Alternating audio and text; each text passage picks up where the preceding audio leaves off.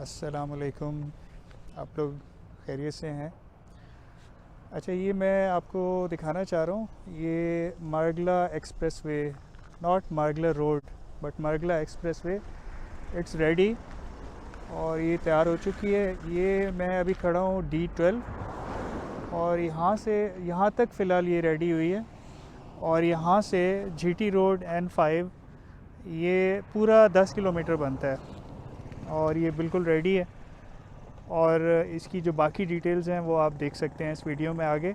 میں آپ کو یہ بھی بتاؤں گا کہ اس سے اگر آپ B17 سے آ رہے ہیں یا واگ کینٹ سے آ رہے ہیں یا ٹیکسلا سے آ رہے ہیں اور آپ نے فرض کریں بلیو ایریا جانا ہے یا پنڈی جانا ہے ایکسپریس ہائی وے پہ، تو آپ کو یہ شارٹ پڑے گا یا نہیں پڑے گا. ٹھیک ہے، تو میں آپ کو بالکل اس ویڈیو میں بتاتا ہوں. تو آپ، امید ہے کہ آپ ضرور دیکھیں گے.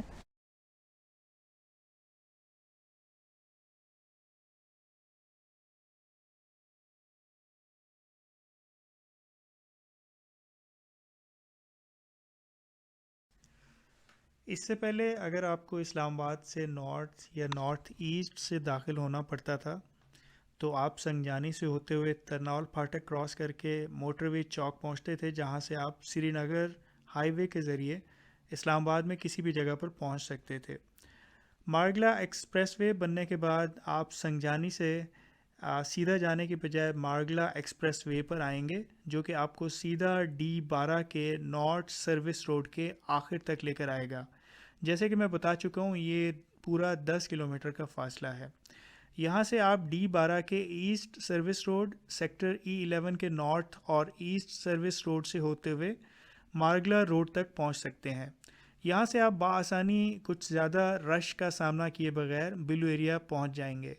فرض کریں اگر آپ شام کے وقت B17 سے بلو ایریا آنا چاہیں تو سری نگر ہائی وے سے آپ تقریباً 35 سے 36 منٹ، جبکہ مارگلا ایکسپریس وے سے آپ تقریباً 36 سے 37 منٹ میں پہنچ سکتے ہیں.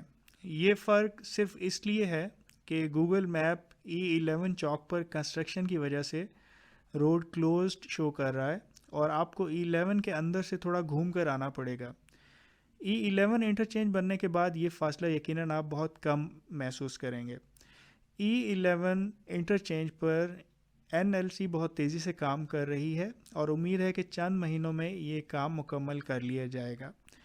مجھے یقین ہے کہ آنے والے دنوں میں ہمیں GT روڈ یعنی N5، موٹر وے چوک اور سری نگر ہائی وے پر رش بہت کم ہوتا ہوا نظر آئے گا.